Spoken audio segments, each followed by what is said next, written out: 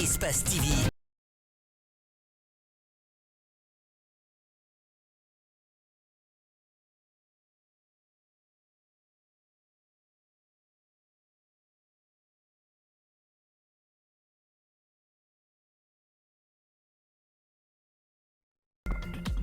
L'actualité de ce samedi est marquée par la disparition du maire de la commune de Ratoma.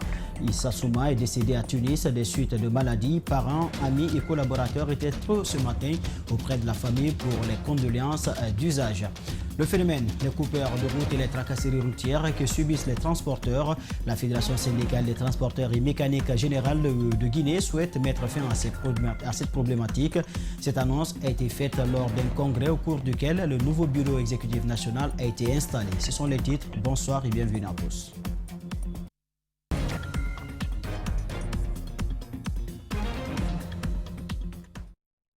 Nous ouvrons ce journal avec cette triste nouvelle. Le maire de la commune de Ratoma, Issa Souma, est décédé ce samedi des suites d'une maladie à Tunis.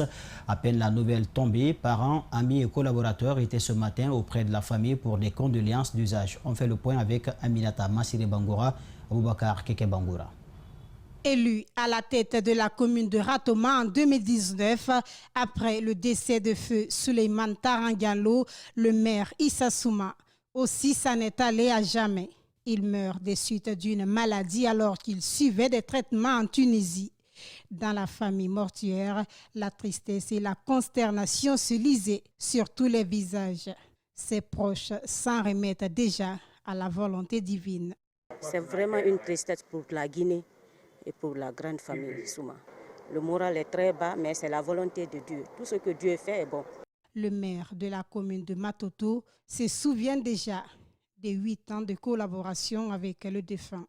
Mamadouba Tos Kamara parle d'une perte immense pour les collectivités locales. Voir que notre ami et notre frère nous quittent à jamais, c'est vraiment une grande tristesse, mais personne ne peut contre la volonté de Dieu. Nous ne pouvons que prier pour le repos de son âme. Élu sous la bannière de l'Union des forces démocratiques de Guinée, le président du dit parti, El Hadj Cellou Dalein Diallo, s'est également rendu dans la famille du défunt. Depuis le général Lansana Conté, on se connaissait. Ensuite, lorsque j'ai décidé de faire la politique, l'UFDG est en deuil et c'est pour cette raison qu'on a décidé de reporter notre Assemblée générale. L'UFDG perd un de ses grands piliers qui a contribué à la conquête de la commune de Ratoma. Nous ne pouvons que prier pour le repos de son âme. Le maire Issa Souma, qui laisse derrière lui 3 enfants et des collaborateurs inconsolables, est le 4e maire de la même commune à mourir pendant que leur mandat court à la tête de la circonscription. Avec lui, il y a eu Ramatoulaye Diallo en 2014, Sekou Batouta Kamara en 2016, Souleymane Tarangalo en 2019 et maintenant Issa Souma en 2022. À l'âme d'Issa Souma et que la terre de Guinée qu'il a tant aimé et servi lui soit légère. Amen. Le projet de développement du potentiel d'économie verte du Mont Gangan a été officiellement lancé vendredi dans la salle de conférence de l'Office national du tourisme. C'est le ministre de la Culture, du Tourisme et de l'Artisanat Alpha Souma qui a présidé cette cérémonie. Un projet qui vise à organiser les communautés, autorités et acteurs locaux autour de la gestion durable du Mont Gangan et la valorisation du potentiel d'économie verte. Mohamed Valektouré, Alseni Kamara. La durée de ce projet est de 21 mois et s'inscrit dans le cadre de l'appui au développement de l'entrepreneuriat sur l'axe Conakry-Kindia-Mamou 2019-2023. Il compte redynamiser l'économie verte autour du Mont Gangan, un poumon écologique que le gouvernement veut protéger. Et on a vu qu'au niveau du domaine agricole, entrepreneuriat artisanal, il y avait moyen de combiner les efforts pour rendre aussi cette région de Kindia plus attrayante aussi, et parce qu'il y avait tout un potentiel touristique qui n'était pas exploité. Ce projet est financé à hauteur de 1,900 000 € par le Royaume de Belgique. Pour la chef de coopération de l'ambassade du Royaume de Belgique en Guinée, le financement de ce projet est dû à la potentialité du Mont Gangan qui est un territoire riche dont il faut valoriser le potentiel environnemental. une dernière intervention au portefeuille déjà existant Enabel, c'est-à-dire développement d'une économie verte pour le mont Gangan à Kindia. Et donc cette intervention est très importante parce qu'elle veut vraiment faire la combinaison de l'emploi. Le mont Gangan est un site important en matière de ressources naturelles. Il y a besoin de le protéger, le respecter et appuyer le développement du tourisme et ses alentours. Vous n'êtes pas sans savoir qu'autour du mont Gangan, il y a beaucoup d'activités touristiques qui sont développées avec des associations de jeunes, des professionnels. Tout cela a fortement contribué à valoriser le mont Gangan. Sauf qu'il y a l'action de l'homme sur l'environnement aussi, les populations locales, les riverains, qui fait qu'il faut qu'on lance un cri d'alerte. Et ce cri d'alerte a été entendu par le Royaume de la Belgique et à travers Enabel, nous sommes à la phase d'exécution. Le lancement de ce projet qui va redynamiser l'économie verte autour du mont Gangan s'inscrit dans le cadre du gouvernement de préserver les environnements naturels. De par ce projet, le ministère de la Culture et les partenaires entendent faire la combinaison de l'emploi de façon durable pour les riverains du mont Gangan. Dans l'actualité également, le collectif des victimes de Kapororaï, KIP2 et Dimès a commémoré ses 3 ans de déguerpissement ce samedi à Conakry devant la délégation de la présidence de la République. Objectif, rappeler aux nouvelles autorités les conditions dans lesquelles leurs familles ont été déguerpies sous le régime du président Alpha Condé. Ces victimes réclament donc justice et exigent la restitution de leurs domaines spoliés depuis 3 ans. Djibril Ba, Ouakar Kikebangoura. C'est une rencontre du collectif des victimes de déguerpissement le 25 février 2019 à Kapororaï, KIP2 et Dimès qui toucherait plus de 1203 familles et 2500 maisons détruites depuis maintenant 3 ans. En réclamant vérité et justice dans ce dossier, la présidente des femmes victimes interpelle le colonel Mamadi Doumbouya. Votre discours dans lequel vous avez déclaré que la justice sera votre boussole a remis de l'espoir dans les cœurs. En outre, vous avez marqué les esprits en vous recueillant au cimetière de Bambeto et au stade du 28 septembre pour honorer la mémoire de certains de nos martyrs. Pour ces victimes, le traitement de ce dossier est nécessaire. Il faut, disent-elles, prendre à bras le corps la situation de ces familles rejetées dans la rue, faisant plus de 3000 enfants privés d'éducation et transformés en réfugiés dans leur propre pays. Savez-vous, Excellence, que nos maisons ont été détruites par Ibrahima Kourouma sur l'ordre d'Alpha Condé en violation flagrante de nos droits reconnus et protégés par toute la législation en vigueur, dont le Code foncier et domanial de la Guinée? Le collectif des victimes de déguerpissement de Kapororaï et ses environnants, à la date du 25 février 2019, estime que ce dossier doit être une priorité pour les nouvelles autorités afin que l'ancien président Alpha Condé et son ministre Dr Ibrahima Kourouma soient traduits devant les juridictions. Monsieur le Président, à la lecture de tout ce qui a été énoncé ici, vous apprendrez sans nul doute notre peine. Comme vous l'avez fait avec la famille du président Sékou Touré, vous pouvez aussi rendre justice aux populations victimes de Kapororaï, KIP2 et Dimès. Le collectif des victimes de Kapororaï, KIP2 et Dimès conclut pour dire que ces déguerpissements orchestrés par le régime d'Alpha Condé auraient causé la mort des milliers de responsables de familles et des jeunes à travers des voyages clandestins sur la Méditerranée. Vous l'annoncez au sommaire, la Fédération syndicale des transporteurs et mécaniques générale de Guinée souhaite mettre fin à la problématique liée aux coupeurs de route, mais aussi à toutes les tracasseries vécues par les transporteurs dans leur parcours. Elle l'a fait savoir à l'issue d'un congrès au cours duquel le nouveau bureau exécutif national a été installé. Les membres de ce bureau élus à l'unanimité ont sollicité l'accompagnement des nouvelles autorités afin de lutter efficacement contre les maux dont souffrent les transporteurs. Les détails avec André Mossier-Milmono, Ibrahima Sori Kamara. Les transporteurs se font de nouveau entendre suite aux difficultés rencontrées sur leur trajet. Le nouveau bureau de la Fédération syndicale des transporteurs et mécaniques générales promet d'y mettre fin. Selon ces syndicalistes, le secteur du transport est en plein essor en Guinée. Nous sommes le poumon de développement de ce pays et rien ne pourra se passer sans les transporteurs. Il faudra qu'il y ait une efficacité appréciable par non seulement nos membres, mais par la population. L'ancien secrétaire général, reconduit pour un nouveau mandat, se dit choqué par le comportement de certains transporteurs sur nos routes. Il les appelle au professionnalisme, même s'il est conscient des difficultés auxquelles ils sont confrontés. Il n'y a pas de route, ça c'est un. Il y a la tracasserie, ça c'est autre chose. Mais ce que je vais dire aux transporteurs aussi, de priorité, d'accepter de charger des véhicules comme ça se doit. Éviter le surcharge, éviter de mauvaises conduites, éviter l'excès de vitesse sur la route parce que ça crée beaucoup de problèmes. La lutte contre les coupeurs de route et autres tracasseries ne peut être effective sans l'apport des autorités du pays, ce que ces acteurs du transport sollicitent. Nous demandons vraiment Mamadou Doumbouya et son équipe de nous aider et d'aider la gendarmerie, la police, les équiper afin que l'affaire de coupeurs de route puisse finir en Guinée. Parce que rien que les 2 derniers mois-là, il y a eu 3 cas. Dans les gares routières du pays, les conducteurs, quant à eux, demandent à l'État de mettre en place des brigades mobiles le long des trajets reliant la capitale de l'intérieur du pays. Le gouvernement il doit encourager la brigade mobile de se déplacer à tout moment, de ne pas rester sur place. Il faut qu'ils se déplacent, faire la rotation pour pouvoir éradiquer ce phénomène qu'on appelle coupeur de route. Le gouvernorat de la ville de Conakry a poursuivi ce samedi son opération de curage des caniveaux de l'ancien rond-point à Baïlo-Baya. Des autorités communales ont pris part à cette démarche qui vise à assainir la ville. Par ailleurs, elles invitent les riverains à plus de responsabilités. Reportage Jenna Bangoura, Yacouba Traoré. Seulement quelques mois nous séparent de la saison pluvieuse.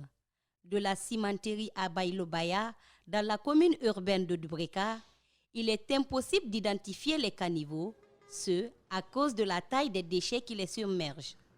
C'est pour remédier à cela que le gouvernorat de la ville de Conakry, accompagné des autorités communales de Dubreka, a lancé cette opération. Cette opération consiste à débarrasser le rond-point de la cimenterie jusqu'à Baïlo-Baya des immondices qui ont vraiment rempli les fossés et les caniveaux en ces endroits. Cet entrepreneur se montre embarrassé par ces déchets, d'où son assistance aux côtés de l'équipe. Ce qui m'a motivé, c'est de voir ça. Quand vous regardez les caniveaux pleins d'ordures, ça n'encourage personne. C'est l'image de notre nation qui est écornée. C'est pourquoi je pensais que je peux apporter mon soutien en donnant du matériel. Et puis on verra bien comment ça va continuer. La 4e vice-maire de Dubreka promet de sensibiliser avec ses pairs, les riverains, mais aussi leur rappeler la responsabilité qui est la leur dans la gestion des ordures. C'est pour sensibiliser nos populations afin qu'ils ne reviennent plus reverser les ordures dans les caniveaux. L'insalubrité, c'est le quotidien de la cimenterie et plusieurs quartiers de la capitale. Des dispositions idoines sont prises par le gouvernorat afin de faciliter la gestion des déchets sur cet axe. On est en partenariat avec un opérateur qui a rendu disponibles déjà les bacs et les administrateurs de marché qui sont là, on vient de s'entraîner avec eux pour les rendre responsables de la surveillance, de l'entretien et de l'information régulière au niveau de l'opérateur pour que ça soit enlevé au fur et à mesure. Après cette zone, d'autres quartiers de la capitale sont aussi visés par cette opération de curage des caniveaux initiée par le gouvernorat. La commission de lutte contre la prolifération et la circulation illicite des armes légères et de petit calibre a présenté ce vendredi les armes récupérées au cours de l'année. Plusieurs armes et munitions ont été remises aux autorités régionales. Le compte rendu avec Moïse Bitier-Lama. Ce sont au total 77 armes, 17 grenades et plusieurs munitions d'armes automatiques qui ont été présentées. Ces armes ont été saisies que des mains des citoyens. La commission a mis en place des mécanismes pour y arriver. Et on a vu que dans nos communautés, il y a des gens qui ont des armes dans leur famille. Ils ne savent pas qu'est-ce qu'il faut faire avec ça, mais ils ne savent pas aussi s'il faut rendre à l'État. Ils ont peur d'aller rendre. Donc nous avons passé par la sensibilisation, aller vers les gens, ils déposent, en contrepartie, on leur donne des micro-projets. Pour aboutir à un bon résultat, la commission veut compter sur l'État et ses partenaires.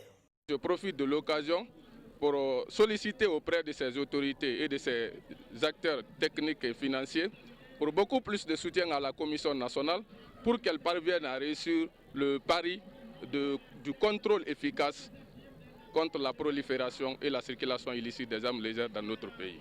La commission ne s'est pratiquement heurtée à aucune résistance. Des citoyens ont volontairement rendu les armes. Ceux qui ne l'ont pas encore fait ont été invités à coopérer. Cette population a suivi la sensibilisation des autorités jusqu'à rendre les armes. C'est déjà une satisfaction morale. Et je donne l'assurance qu'ils ne seront pas inquiétés. Il faut noter que la Guinée forestière est reconnue comme la zone où circulent les armes légères dans le pays. Cette opération vise aussi à prévenir les affrontements communautaires fréquents dans la région. Il n'est un secret pour personne. Les élèves et certains enseignants de la commune urbaine de Mamou et ceux de la des communes rurales prennent du retard en allant à l'école pour débuter les cours prévus normalement à 8 heures. Un constat aussi fait par le ministère de l'enseignement préuniversitaire et de l'alphabétisation lors de son passage dans la ville Carrefour. Pour remédier à ce phénomène, les autorités éducatives à tous les niveaux ont pris des dispositions. Abdoulaye Diallo. Le constat qu'a fait le ministre de l'enseignement préuniversitaire et de l'alphabétisation concernant le manque de ponctualité des élèves dans la plupart des établissements d'enseignement élémentaire du pays est visible à Mamou, surtout celui lié au retard. Les autorités éducatives justifient ce phénomène en ces termes. Cela est dû à 4 facteurs essentiels. Le premier d'abord, c'est l'éloignement des écoles et des lieux d'habitation. Il y a des villages qui se situe à 3 ou 4 km, voire même 5 km de l'école où les enfants doivent aller étudier. Il y a aussi l'influence des foyers coraniques. Et souvent, certains maîtres les retiennent au-delà de l'heure. À cela s'ajoute aussi la démission parentale. Dans les plus grands lycées publics de la ville Carrefour, parfois, élèves et enseignants viennent tous en retard. C'est le cas du lycée El Haj Aboubakar Doukouré, situé au cœur de la ville. Face à cette situation, la direction dit avoir pris des dispositions pour remédier ce acte. Quand un professeur est en retard, il y a la note d'explication qu'on lui tend. S'il récidive, on rend compte à qui de droit, on rend compte aux autorités. Et le contrôle est parrainé par le professeur en situation de classe. Donc à la fin de l'heure, ces cahiers sont déposés au niveau de la direction. Et quand l'élève récidive, on fait appel à ses parents. Abordant dans le même sens, le proviseur du lycée Amilcar Cabral se sent heureux de constater que le retard des élèves a tendance à baisser. Chez nous, au lycée Cabral de Mamou, les cours commencent effectivement à 8 heures. Parce que nous avons mis, n'est-ce pas, un système en place. Le tour du mât. Quand vous venez, vous trouverez beaucoup d'élèves. À partir de 7h45, on fait la montée des couleurs. Et à 7h55, on ferme le portail. Et professeurs et élèves se retrouvent en classe à partir de 8h. Faut-il rappeler donc que les autorités éducatives de Mamou à tous les niveaux ont pris des engagements quant à l'abandon de cette pratique et comptent surtout sur la collaboration des parents d'élèves. La Guinée pourrait devenir le grenier de la région si l'agriculture est bien accompagnée. À Kobal, à la préfecture de Bofa, la terre est propice à la culture du riz hybride. Grâce à la coopération sino-guinéenne, la production locale est satisfaisante et la capacité des chercheurs guinéens dans le domaine agricole est renforcée. Malik Sanguela Kamara nous fait le point. Après le centre de recherche de Kilissi à Kindia, dans les périmètres de Koba, le projet de développement local de la production du riz hybride marque son territoire. Un petit espace exploité avec de grands rendements, de 7 ou 8 ou 9 à l'hectare, c'est très rassurant. Ce projet d'intensification risicole nous galvanise et ça encourage les autres paysans. Aujourd'hui, nous sommes des apprentis de la culture du riz hybride et nous plaidons pour plus d'accompagnement pour réussir le pari de la vulgarisation de ce riz. Cette année, nous avons travaillé sur 6 hectares, donc la phase de démonstration 6 hectares, ce qui est très énorme pour ce qui concerne la recherche et développement. Mais pour l'année prochaine, C'est-à-dire que cette année, la campagne agricole de cette année 2022, nous allons aller vers l'extension. Et nous allons introduire encore d'autres types d'hybrides. Grâce au riz hybride de plus de 9000 à l'hectare et d'autres démarches innovantes avec peu de terres exploitées, la Chine relève le défi de l'autosuffisance alimentaire. Une prouesse réussie grâce aux résultats des travaux d'amélioration variétale du Centre chinois de recherche agronomique.